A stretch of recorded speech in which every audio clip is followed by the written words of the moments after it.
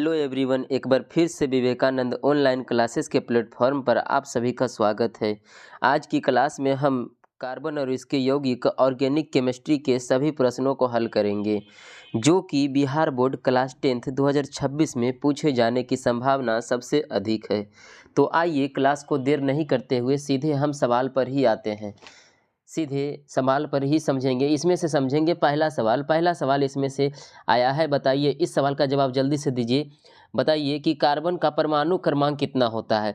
Carbon और इसके यौगिक शुरू करने से पहले पहला सवाल आया है कि कार्बन का परमाणु क्रमांक कितना होता है। तो सबसे पहले हम आपको बता दें, कार्बन का संकेत पहले क्या होता है। संकेत होता है सी। क्या होता है? सी। और इसका परमाणु क्रमांक कितना होता है। परमाणु क्रमांक इसका कितना होती है? तो 6। कितनी होती है? 6। और कार्बन को यदि इलेक्ट्रॉनिक विन्यास के आधार पर व्यवस्थित किया जाए तो इसकी प्रथम कक्षा में 2 इलेक्ट्रॉन और द्वितीय कक्षा में 4 इलेक्ट्रॉन। कितनी इलेक्ट्रॉन होती है? 4 इलेक्ट्रॉन। कार्बन कार्य के बारे में बताएं तो कार्बन हमेशा सहसंयोजी बंधन बनाती है। कैसी बंधन बनाती है? सहसंयोजी बंधन बनाती है। ठीक है, अर्थात चतुष्फलकीय सहसंयोजी बंधन बनाती है। चतुष्फलकीय में नहीं, मतलब कि 4 परमाणुओं का, 4 इलेक्ट्रॉनों का ये साझा करती है। इसीलिए ये सहसंयोजी बंधन बनाती है, लेकिन चतुर्थ बंधन बनाती है। ये त्रिबंधन नहीं, चतुर्थ बंधन बनाती है, क्योंकि ये अपने 4 इलेक्ट्रॉनों के साथ साझा करती है। 4 इलेक्ट्रॉनों के साथ साझा करती है, इसीलिए चतुर्थ बंधन इसको कहा जाता है।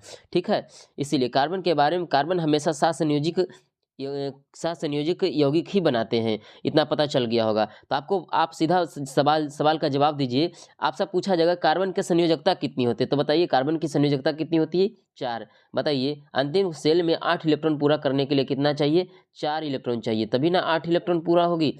यही होती है कार्बन की संयोजकता। कार्बन की संयोजकता 4।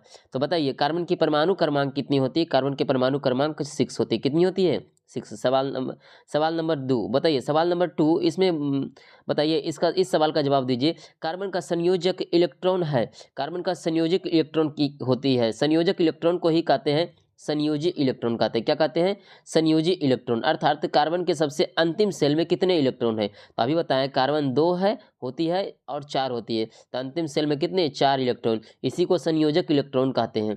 ठीक है, तो कितनी होती है? 4 होती है। आइए अगला सवाल का जवाब दीजिए। कार्बन की संयोजकता होती है, अगली बार फिर आया संयोजकता आया, तो कार्बन की संयोजकता कितनी होती है? तो 2 और 4 के हिसाब से बांटते हैं, तो कार्बन के अंतिम सेल में 4 इलेक्ट्रॉन चाहिए, इसीलिए संयोजकता कितना?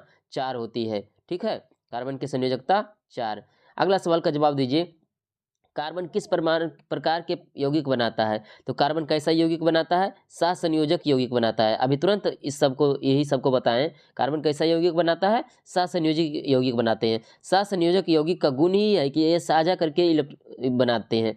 ये हमेशा चारों अपने अंतिम कक्षा के इलेक्ट्रॉनों को साझा करते हैं। साझा करने के बाद ये यौगिक बनाते हैं। ठीक है, जैसे C2 बनाते हैं कार्बाइड, तो C2 बनाते हैं हमेशा 4 इलेक्ट्रॉनों को साझा करके ही बनाते हैं। आयनिक का मतलब होता है साझा नहीं करना, मतलब कि एक तत्व इलेक्ट्रॉन को त्याग करेंगे तो दूसरा तत्व इलेक्ट्रॉन का ग्रहण करेंगे। एक त्याग करेंगे तो दूसरा क्या करेंगे? ग्रहण करेंगे। इसमें आयनिक बंधन बनती है। ठीक है, अधात्विक जिसमें धातु का गुण रहता है, धात्विक बनती है।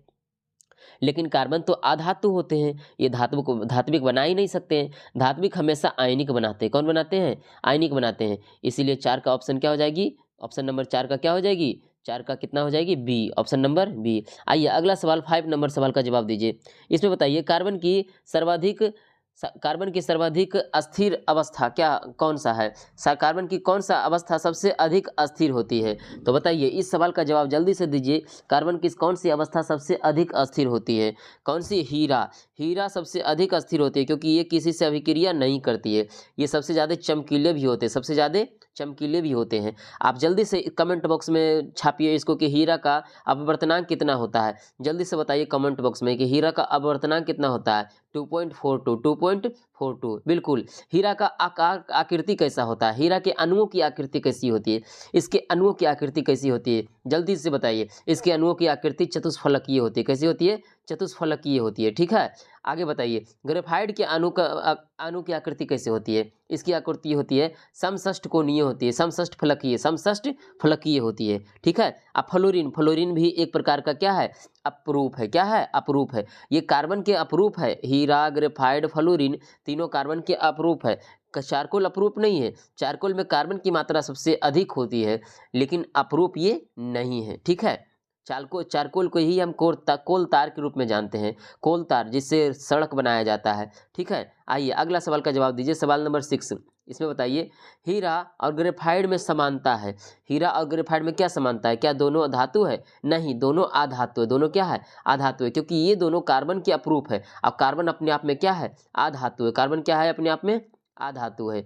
तो अधातु रहने के लिए फिर दोनों में केवल कार्बन होता है। हाँ, दोनों में केवल कार्बन ही होते हैं, ये ठीक है। दोनों कठोर होते हैं? नहीं, हीरा कठोर होते हैं, लेकिन ग्रेफाइट भंगुर होते हैं। कैसे होते हैं? भंगुर होते हैं। दोनों विद्युत के अच्छे चालक हैं? नहीं, ग्रेफाइट केवल विद्युत के चालक है, लेकिन हीरा विद्युत के चालक नहीं है। ठीक है, तो क्या ऑप्शन में हो जाएगी? ऑप्शन में क्या हो जाएगी? ऑप्शन दोनों में ही कार्बन होते हैं, ऑप्शन नंबर बी। आइए अगला सवाल का जवाब दीजिए। ग्रेफाइट विद्युत चालक है क्योंकि ग्रेफाइट विद्युत चालक है क्योंकि क्यों ग्रेफाइट विद्युत का चालक दर्शाती है? क्यों? क्योंकि इसमें मुक्त इलेक्ट्रॉन होते हैं, या धातु है, या आयनिक यौगिक है, या पारदर्शी है। ग्रेफाइट विद्युत का चालक होते हैं, ग्रेफाइट का विद्युत चालक होते हैं क्योंकि इसमें मुक्त इलेक्ट्रॉन होते हैं। ये आयनिक यौगिक दर्शाते हैं? नहीं, ये आयनिक नहीं, ये भी सहसंयोजक यौगिक ही दर्शाएंगे। ये धातु नहीं है, ये अधातु है, लेकिन विद्युत का चालकता पाई जाती है। ये अब बात में ग्रेफाइट को याद किया जाता है कि विद्युत का चालक है, लेकिन ये अधातु है। पारदर्शी, ग्रेफाइट पारदर्शी भी नहीं है, तो क्या हो जाएगी? इसमें मुक्त इलेक्ट्रॉन बिल्कुल है। ग्रेफाइट में मुक्त इलेक्ट्रॉन है, तभी तो एक जगह से दूसरी जगह विद्युत का चालन कर जाती है। ठीक है, एक सिरा से दूसरे सिरा में कर जाती है। अगला बताइए सवाल नंबर 8। सवाल नंबर 8 में बताइएगा कार्बन की संयोजकता को क्या कहा जाता है? तो कार्बन की संयोजकता को क्या कहते हैं? कार्बन की संयोजकता को क्या कहा जाता है? बताइए। कार्बन की संयोजकता को कहा जाता है चतुर्थ संयोजक। कैसा? चतुर्थ संयोजक। कार्बन हमेशा 4 सहसंयोजक यौगिक बनाते हैं। कितने? 4, इसलिए चतुर्थ संयोजक यौगिक कहलाएंगे। ठीक है, अगला सवाल का जवाब दीजिए। कार्बनिक यौगिक वे होते हैं जिनमें मुख्य तत्व होता है। मुख्य तत्व क्या होते हैं? कार्बनिक यौगिक किसको कहा जाते हैं? जिसमें मुख्य तत्व कार्बन होंगे। क्या होंगे? कार्बन होंगे। जिसमें कार्बन है मुख्य तत्व के रूप में, वही कार्बनिक यौगिक है। ठीक है, अगला सवाल बताइए। अगला सवाल बताइए कि मीथेन का रासायनिक सूत्र क्या होती है? मीथेन का रासायनिक सूत्र आप सभी लोग जानते होंगे, CH4। क्या है? CH4 मीथेन का रासायनिक सूत्र। ये क्या है? C2H2। ये एसिटिलीन है। क्या है? एसिटिलीन या एथिलीन। एसिटिलीन या एथिलीन। ठीक है, इसका रासायनिक सूत्र है। फिर आगे बताइए, इसमें C2H6 किसका रासायनिक सूत्र है? ये एथेन का है। किसका है? एथेन का रासायनिक सूत्र है। अगला सवाल का जवाब बताइए। एथेन का रासायनिक सूत्र क्या है? ऐसे एथेन का सूत्र क्या है? तो अभी बताएं, C2H6। अगला सवाल बताइए, सवाल नंबर 12 कि इथाइन एसिटिलीन का सूत्र है। इथाइन एसिटिलीन का क्या सूत्र होती है? इथाइन एसिटिलीन का क्या सूत्र होती है? सवाल का जवाब बताइए। इसमें से बताइए इथाइन एसिटिलीन का क्या सूत्र होगी? इसमें सूत्र होगी इथाइन एसिटिलीन का C2H2। जल्दी से बताइए, कार्बन का सबसे सरल यौगिक कौन सा है? कार्बन का सबसे सरल यौगिक कौन सा है? सबसे सरल यौगिक ब्यूटेन, प्रोपेन, मीथेन, एथेन, कौन सा है? सबसे सरल यौगिक मीथेन, क्योंकि सबसे आसान इसका फार्मूला CH4, बस मीथेन। इसमें 2 कार्बन का है मिला हुआ, इसमें प्रोपेन 3 कार्बन है, इसमें 4 कार्बन है, तो इसलिए सबसे सरल क्या? मीथेन हो जाएंगे। अगला सवाल का जवाब दीजिए। कार्बन की श्रृंखला बनाती है। कैसे श्रृंखला बनाती है? एकल बंध, द्वि बंध, तीसरा बंध, उपरोक्त सभी। कार्बन हमेशा सभी प्रकार के बंधन बनाती है, जैसे कि CH4। यदि मेथेन में आप देख लीजिए, मेथेन में देख लीजिएगा, कार्बन को केंद्र में रखिएगा, इधर हाइड्रोजन, इधर हाइड्रोजन, इधर हाइड्रोजन, इधर हाइड्रोजन। बताइए, एकल बंधन भी कार्बन बनाया है ना? लेकिन वही आप देख लीजिएगा एथिलीन में, देखिएगा एथिलीन में C2H4 में देखिएगा, C2H4 में इसको देखिएगा तो क्या मिलेगी? C2H4 में, ठीक है, C2H4 में मिलेगी कि कार्बन 2 को बनाते हैं, कार्बन 2 रहते हैं, और हाइड्रोजन हाइड्रोजन हाइड्रोजन हाइड्रोजन 2 को रहते हैं। ठीक है, तब जाकर के यहाँ पर द्वि बंधन बनाते हैं। क्या बनाते हैं? द्वि बंधन बनाते हैं। तो कार्बन एकल बंधन, द्वि बंधन, तीसरा बंधन सभी बनाते हैं, इसलिए उपरोक्त सभी हो जाएंगे। अगला सवाल का जवाब दीजिए। संतृप्त हाइड्रोकार्बन कहलाते हैं। संतृप्त हाइड्रोकार्बन वे कहलाते हैं जो जल में घुलनशील होते हैं, अर्थात जो एकल बंधन बनाते हैं, जिसकी रासायनिक सूत्र, संरचना सूत्र संतृप्त हाइड्रोकार्बन की क्या होती है? संरचना सूत्र CnH2n+ क्या?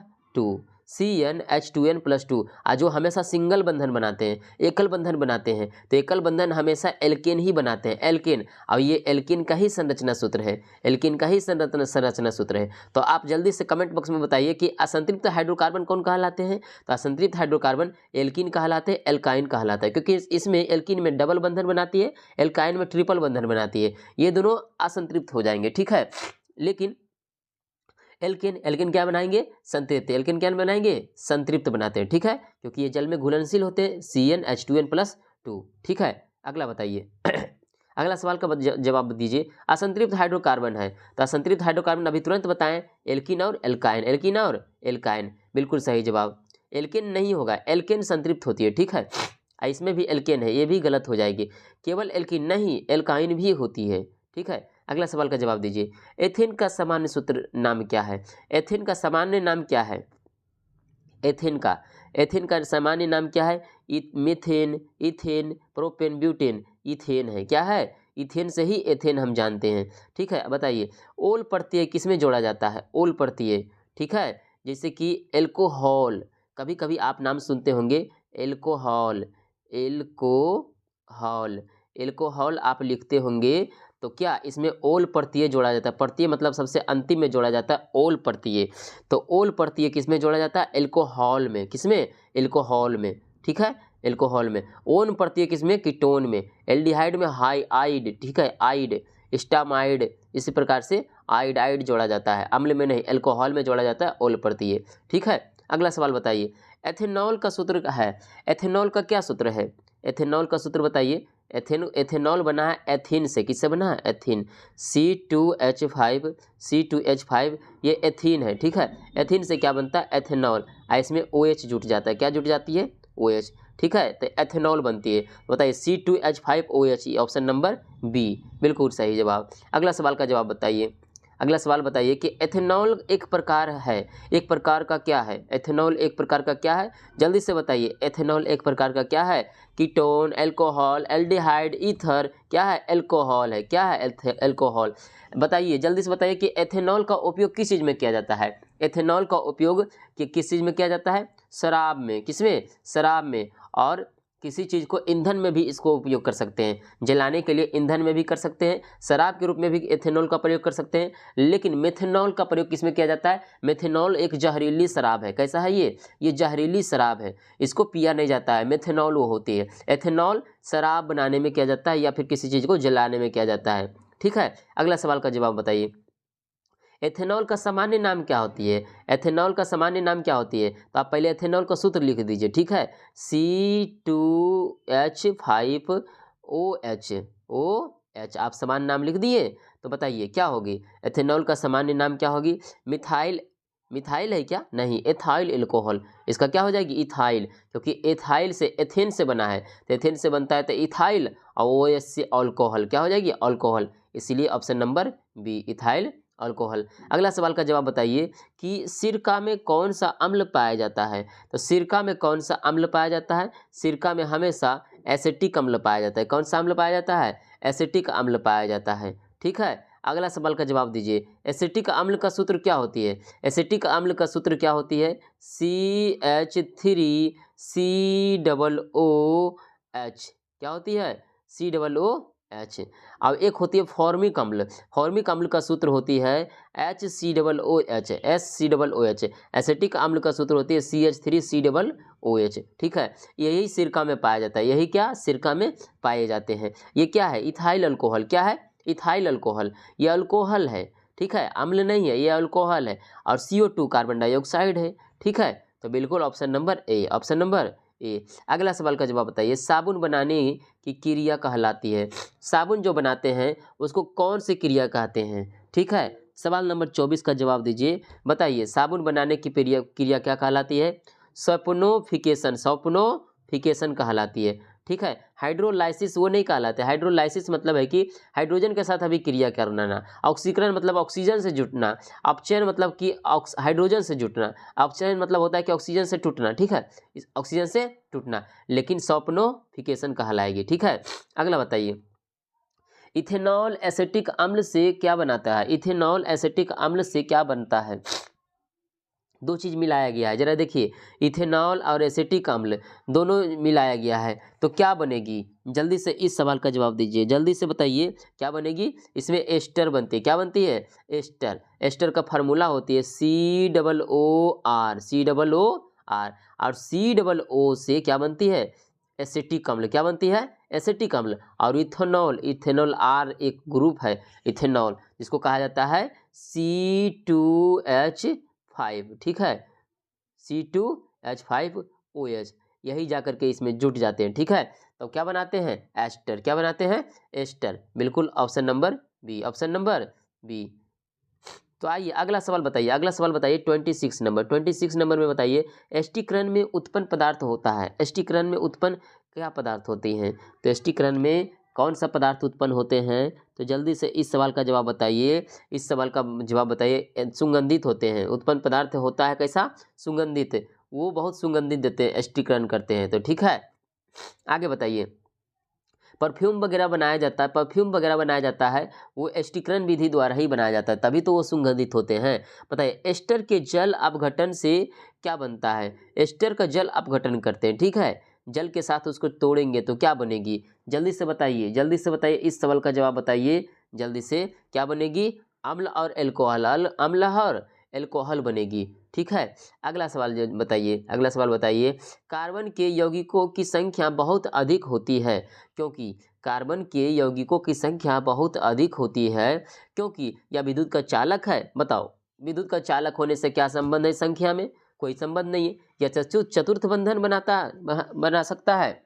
हाँ, ये सही है कि चतुर्थ बंधन ये बनाता है। यह भारी है कार्बन? नहीं। यह रेडियोधर्मी है? ये नहीं, ये भी नहीं है, ये भी नहीं है, और ये भी नहीं है। तो ऑप्शन नंबर बी, क्योंकि कार्बन हमेशा चतुर्थ बंधन बनाती है, इसीलिए ये लंबी लंबी श्रृंखला बनाती है, लंबी लंबी श्रृंखला बनाती है, इसीलिए इनके यौगिकों की संख्या सबसे अधिक है। कहा गया है कि कार्बनिक यौगिकों की संख्या 50 लाख से भी अधिक है और अकार्बनिक यौगिकों की संख्या 50,000 से भी कम है। बताइए, 1 लाख से भी अधिक है, दूसरा क्या है? लाख से भी कम है, 1000 से भी कम है। जरा सोच लीजिए कितना में अंतर है अकार्बनिक यौगिकों की संख्या और कार्बनिक यौगिकों की संख्या। बताइए अगला सवाल का जवाब दीजिए। 29 नंबर सवाल का जवाब दीजिए। अल्कोहल में कौन सा क्रियात्मक समूह होता है? अल्कोहल में क्रियात्मक समूह, जैसे कि आप लिखते हैं मेथेनॉल CH3 और क्या लिखते हैं? OH, तो ये मेथेनॉल हो जाती है। आप लिखते हैं एथेनॉल, पीने वाला शराब, C2H5OH लिखते हैं, ठीक है, एथेनॉल लिखते हैं। तो ये सब में कौन सा जोड़ा जाता है? जोड़ा जाता है OH। क्या जोड़ा जाता है? OH। तो OH आप जोड़ते हैं, ग्रुप जोड़ते हैं, ग्रुप समूह, तो कौन सा समूह जोड़ा जाता है? OH। OH होती है अल्कोहल में। कौन सा? अल्कोहल में। तो आप बताइए ये सब कौन कौन सा समूह है? ऊपर वाले समूह क्या है? COOH, ये कार्बोजिलिक समूह है। कौन सा है? कार्बोजिलिक ग्रुप का है। और CHO एल्डिहाइड ग्रुप का है। कौन सा ग्रुप का? एल्डिहाइड ग्रुप का। और CO है कीटोन ग्रुप का। कौन सा ग्रुप का? कीटोन ग्रुप का। बिल्कुल समझ में आ गया होगा। अगला सवाल का जवाब दीजिए, सवाल नंबर 30 बताइए। एल्डिहाइड में कौन सा समूह होता है? तो एल्डिहाइड में अभी तुरंत बताएं कौन सा समूह होता है? CHO। कौन सा होता है? CHO समूह। बिल्कुल पता है, और बाकी बात सभी पता है आप सभी को। अगला बताइए, कीटोन में कौन सा समूह पाया जाता है? तो कीटोन में कौन पाया जाता है? तो CO। कौन सा? CO2 से कीटोन। अगला सवाल बताइए, अम्ल में कौन सा समूह होता है? तो अम्ल में समूह हमेशा कैसा होती है? कार्बोजिलिक अम्ल, कार्बोजिलिक अम्ल अर्थात COOH, यही समूह होती है। Option number C. अगला सवाल का जवाब दीजिए। साबुन का pH मान होता है, तो आप बताइए साबुन का pH मान होगी, ठीक है, मानते हैं कि होगी, तो इसमें से क्षारीय भी हो सकती है, अम्लीय भी हो सकती है। तो बताइए साबुन क्षार होते हैं कि अम्ल होते हैं? साबुन कभी खट्टा लगते हैं क्या? कभी देखे हैं साबुन खट्टा लगती है? नहीं, साबुन हमेशा कड़वा ही लगती है। तो इसका pH मान 3 तो पक्का नहीं होंगे, 5 नहीं होंगे, और 7 तो बिल्कुल नहीं होंगे, क्योंकि साबुन नमकीन लगते नहीं है, लवण लगते नहीं है, इसलिए इसका pH मान 9 हो जाएगी। क्या हो जाएगी? 9। बताइए कितना आसान से सवाल था, इसमें थोड़ा सा कॉमन सेंस लगा करके इस सवाल का जवाब देना था। बिल्कुल। अगला सवाल का जवाब दीजिए, सवाल नंबर 34 बताइए। डिटर्जेंट किससे बनी होती है? डिटर्जेंट जानते हैं ना, धोने वाला सोडा जिसको हम सर्फ के नाम से जानते हैं, ये किससे बनी होती है? बताइए इस सवाल का जवाब बताइए, किससे बनी होती है? तो ये पेट्रोलियम से बनी होती है। किससे? पेट्रोलियम से या वनस्पति तेल से बनी होती है? नहीं, डिटर्जेंट हमेशा किससे, वनस्पति तेल से बनते हैं। किससे बनते हैं? वनस्पति तेल से बनते हैं। बिल्कुल सही जवाब। अगला सवाल का जवाब दीजिए। कठोर जल में कौन प्रभावी नहीं होता है? कठोर जल में कौन प्रभावी नहीं होता है? डिटर्जेंट, साबुन, अम्ल और क्षार। आप कठोर जल को यानी कि D2O ड्यूटेरियम ऑक्साइड को के साथ आप डालिएगा डिटर्जेंट को, तो उसमें झाग नहीं आएगा, अर्थात फेन नहीं आएगा, झाग नहीं आएगा। साबुन भी डालिएगा, अम्ल भी डालिएगा, इसमें कोई झाग नहीं आएगा। साबुन डालिएगा कुछ प्रभाव पड़ सकती है, अम्ल डालिएगा प्रभाव पड़ सकती है, क्षार डालिएगा प्रभाव पड़ सकती है, लेकिन इसमें डिटर्जेंट कितनों डालते रहिए कोई प्रभाव नहीं पड़ती है। तो क्या हो जाएगी इसमें? डिटर्जेंट। क्या हो जाएगी? डिटर्जेंट। अगला सवाल का जवाब दीजिए। सवाल नंबर 36 बताइए। एथेनॉल का उबलांक मतलब है कि उबलना मतलब समझ रहे हैं, यानी कि क्वथनांक बोल रही है। क्वथनांक, एथेनॉल कितना डिग्री सेल्सियस पर उबलने लगती है ना, तभी ना ये ऊर्जा प्रदान करेगी। 100 डिग्री सेल्सियस पर तो जल उबलती, क्या उबलती है? जल, क्योंकि जल का क्वथनांक 100 डिग्री सेल्सियस, तो इससे कम ही एथेनॉल का होगी। यदि 25 डिग्री सेल्सियस पर एथेनॉल उबलती तो एथेनॉल को हम खुले में नहीं रख पाते, क्योंकि खुले का तापमान 35 डिग्री सेल्सियस से ऊपर है, 35 डिग्री सेल्सियस से ऊपर है, या लगभग में इतना सामान्य ताप में है। कितना है? सामान्य ताप। तो 25 डिग्री सेल्सियस पर तो जल जाती है, जो कि श्वेत फास्फोरस। कौन सा फास्फोरस? श्वेत फास्फोरस जलने लगती है। लेकिन ये 25 डिग्री सेल्सियस तो बिल्कुल नहीं होगी, या तो 56 या तो 78 डिग्री सेल्सियस होगी। बताइए 36 का आंसर बताइए। 36 का क्या आंसर होगी? 36 का आंसर क्या होगी? 78 डिग्री सेल्सियस क्या होती है? एथेनॉल का उबलांक मतलब है कि क्वथनांक। ठीक है, अगला सवाल का जवाब दीजिए। सवाल का जवाब दीजिए कि कार्बन का ऑक्साइड है। कार्बन का ऑक्साइड कौन सा है? कार्बन का ऑक्साइड जिसके साथ ऑक्सीजन जुड़ा है वही ना कार्बन का ऑक्साइड। तो कार्बन मोनोऑक्साइड और कार्बन डाइऑक्साइड यही हो जाएगी। ये मेथेन और क्या, एथेन और एसिटिलीन, ये सब कार्बन के ऑक्साइड बिल्कुल नहीं है। अगला सवाल का जवाब दीजिए। सवाल नंबर 38 नंबर सवाल का जवाब दीजिए कि कार्बन डाइऑक्साइड का उपयोग होता है, किसमें उपयोग होते हैं? होता है कार्बन डाइऑक्साइड का पेय पदार्थों में, पीने वाले पदार्थों में, या ईंधन के रूप में, या ऑक्सीजन के रूप में, या कीटनाशक के रूप में। ऑक्सीजन के रूप में तो बिल्कुल नहीं उपयोग होंगे, ईंधन के रूप में बिल्कुल नहीं उपयोग होंगे, क्योंकि ईंधन में उपयोग क्या होते हैं? ऑक्सीजन। क्या उपयोग होते हैं? ऑक्सीजन। ऑक्सीजन की उपस्थिति में ही ईंधन जलते हैं। ठीक है, कीटनाशक के रूप में नहीं। पेय पदार्थों में कार्बन डाइऑक्साइड उपयोग होते हैं। पेय पदार्थ अर्थात कोल्ड ड्रिंक जानते हैं ना, स्प्राइट, थम्सअप वगैरह, ये सब में कार्बन डाइऑक्साइड का गैस ऊपर से प्रेशर देकर के मिलाया जाता है, तभी तो फिर उसका ढक्कन खोलते हैं, बुलबुला जैसा बहुत बाहर निकलने लगते हैं बोतल से। ठीक है, तो वो कार्बन डाइऑक्साइड ही होते हैं। ठीक है, हाँ, तो कार्बन डाइऑक्साइड पेय पदार्थों में उपयोग होते हैं। अगला सवाल का जवाब दीजिए। मीथेन का उपयोग होता है, तो बताइए मीथेन का उपयोग कहाँ करते हैं हम लोग? धुलाई करने में। मीथेन तो एक गैस है, गैस से कैसे धोएंगे? कभी नहीं। उर्वरक में करते हैं, ईंधन के रूप में करते हैं, खाद्य पदार्थों में करते हैं, नहीं, खाद्य पदार्थ में भी नहीं करते, खाने में भी मीथेन का उपयोग नहीं किया जाता है। समझे? क्योंकि मीथेन एक अच्छी प्रकार की गैस नहीं है, ये ज्वलनशील गैस है। ठीक है, ज्वलनशील। हम लोग के घरों में घरेलू सिलेंडर रहती है, इसी सिलेंडर में मीथेन गैस भरी रहती है। कौन सी गैस? Methane gas. इसी मीथेन गैस में एथेन, प्रोपेन और ब्यूटेन भी भरे रहते हैं, लेकिन सबसे अधिक मात्रा में मीथेन गैस ही होती है। ठीक है, और इस गैस की महक होती है इथाइल मरकेप्टन के कारण। किसके कारण? इथाइल मरकेप्टन के कारण। इसी प्रकार से ईंधन के रूप में मीथेन का उपयोग होता है। हाँ, ईंधन के रूप में ही उपयोग कर सकते हैं इसका। अगला सवाल का जवाब बताइए। प्राकृतिक गैस का मुख्य घटक है। प्राकृतिक गैस का मुख्य घटक कौन सा है? एथेन, मीथेन, प्रोपेन और ब्यूटेन। कौन सा होगी? प्राकृतिक गैस का महत्वपूर्ण घटक कौन सा होगी? मीथेन होगी। कौन सा होगी? मीथेन, है ना। महत्वपूर्ण घटक यही मीथेन ही होगी, क्योंकि इसी का तो हम लोग उपयोग करते हैं ना। किस चीज़ में उपयोग करते हैं? खाना बनाने में। ठीक है, अगला सवाल का जवाब बताइए। 41 नंबर सवाल का जवाब बताइए कि C2H6O किसका सूत्र है? बताइए। ओ जुटा है, ओ ईथर जुटा है। क्या जुटा है? ईथर। लेकिन OH भी तो हो सकता है, तो C2H5 भी तो लिख सकते हैं, है ना, और एक हाइड्रोजन निकाल करके OH लिख देते हैं, तो बिल्कुल ये बन गया क्या? अल्कोहल। क्या बन गया? एल्कोहल, अर्थात ये एथेनॉल का सूत्र है। किसका सूत्र है? एथेनॉल का सूत्र है। अगला सवाल बताइए, फुलेरिन में कितने कार्बन परमाणु पाए जाते हैं? तो फुलेरिन में हमेशा 60 कार्बन परमाणु पाए जाते हैं। आप यहाँ देख सकते हैं C60 का मतलब है 60 कार्बन परमाणु पाए जाते हैं। अगला सवाल बताइए, साबुन किसकी सहायता से गंदगी हटाता है? साबुन किसकी सहायता से? जल में घुलकर क्या गंदगी हटाती है? जल में घुलकर साबुन गंदगी हटाती है? नहीं। बाष्पित होकर? नहीं, बिल्कुल नहीं। अभिक्रिया करके? नहीं।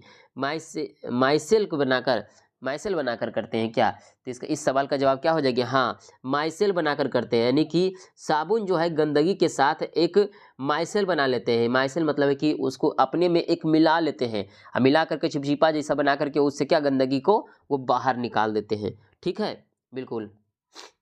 अगला सवाल का जवाब दीजिए। सवाल नंबर 44, एथेनॉल का अत्यधिक सेवन से क्या होता है? एथेनॉल को जब सबसे अधिक सेवन करते हैं हम लोग तो क्या होती है? एथेनॉल को सबसे अधिक सेवन करते हैं तो स्वास्थ्य में अच्छा होता है क्या? स्वास्थ्य खराब होता है? बताइए। एथेनॉल अर्थात शराब को जो आदमी सबसे अधिक पीता है तो स्वास्थ्य उसका अच्छा होता है ना। आप समझ रहे हैं ना? स्वास्थ्य, शराब पीने से स्वास्थ्य अच्छा होता है। आप सोच लो ये भी दिन देखना पड़ गया।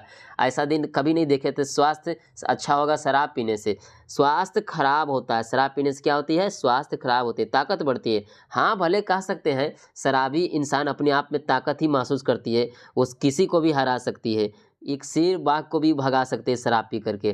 तो लेकिन रियली रूप में ताकत नहीं, बल्कि स्वास्थ्य खराब होता है। शराब पीने से स्वास्थ्य हमारा क्या होती है? खराब होती है। ठीक है, अगला सवाल का जवाब दीजिए। एथेनॉल को किससे डिनेचुरेट किया जाता है? एथेनॉल को किससे डिनेचुरेट किया जाता है? मतलब कि बनाया जा सकता है या फिर, हाँ, तो किससे किया जा सकता है? तो बताइए। इस सवाल का जवाब मेथेनॉल से। किससे? मेथेनॉल से ही, मतलब डिनेचुरेट मतलब उसे प्रोसेस करके आगे बनाया जाता है। किससे? मेथेनॉल से। ठीक है, अगला सवाल का जवाब दीजिए। डिनेचुरेट स्पिरिट क्या है? शुद्ध एथेनॉल या एथेनॉल मेथेन या एथाइन क्या है? तो 46 नंबर सवाल का जवाब दीजिए। एथेनॉल और मेथेनॉल दोनों क्या है? डिनेचुरेट स्पिरिट है। ठीक है, अगला सवाल का जवाब बताइए कि कार्बन के कितने समरूप होते हैं? समरूप मतलब एलोट्रॉप्स या फिर अपरूप। इसको अपरूप भी कह सकते हैं, समरूप भी कह सकते हैं। तो 3 अपरूप। कौन सा? 3। जल्दी से कमेंट बॉक्स में इसको छापिए, कौन कौन से 3 अपरूप होते हैं? पहला क्या होते हैं? हीरा। कौन सा होते हैं? हीरा। दूसरा क्या होते हैं? ग्रेफाइट। क्या होते हैं? ग्रेफाइट। अगला क्या होते हैं? तीसरा नंबर फुलेरिन। क्या होते हैं? फुलेरिन होते हैं। ठीक है, 3 चीज होते हैं। अगला सवाल का जवाब दीजिए। सवाल नंबर 48, इसमें बताइए ग्रेफाइट का उपयोग किया जाता है। ग्रेफाइट का उपयोग क्यों करते हैं? कांच में, पेंसिल में, धातु बनाने में, रबर बनाने में। ये ग्रेफाइट का उपयोग हमेशा पेंसिल में ही करते हैं, क्योंकि पेंसिल के बीच में जो रहते हैं ब्लैक रंग का, वही तो ग्रेफाइट है, पेंसिल में ही करते हैं। अगला सवाल का जवाब दीजिए कि कार्बन का परमाणु द्रव्यमान होता है। कार्बन का परमाणु द्रव्यमान क्या होता है? इतना सारा सवाल आया लेकिन परमाणु द्रव्यमान से नहीं आया था। तो आपको बता दें, कार्बन की परमाणु संख्या 6, संकेत C, परमाणु द्रव्यमान कितना? 12। कितनी होती है? 12। इसलिए कार्बन की परमाणु द्रव्यमान 12। Option number B. अगला सवाल का जवाब दीजिए। सवाल नंबर 50, इसमें बताइए कार्बन का यौगिक मुख्यतः पाए जाते हैं। कार्बन के यौगिक मुख्यतः कहाँ पाए जाते हैं? जीवित वस्तुओं में। तो आपको पता है ना, कार्बनिक यौगिक हमेशा जीवित वस्तुओं में पाए जाते हैं, निर्जीव वस्तुओं में पाए जाते हैं, या धातु वस्तुओं में पाए जाते हैं, या जल में। ये धातु में कभी नहीं पाए जाते हैं, धातु में कभी नहीं पाए जाते, जल में कभी नहीं पाए जाते। निर्जीव वस्तुएं अर्थात पत्थर में कभी देखे आप कार्बन को पाए जाते हुए? नहीं।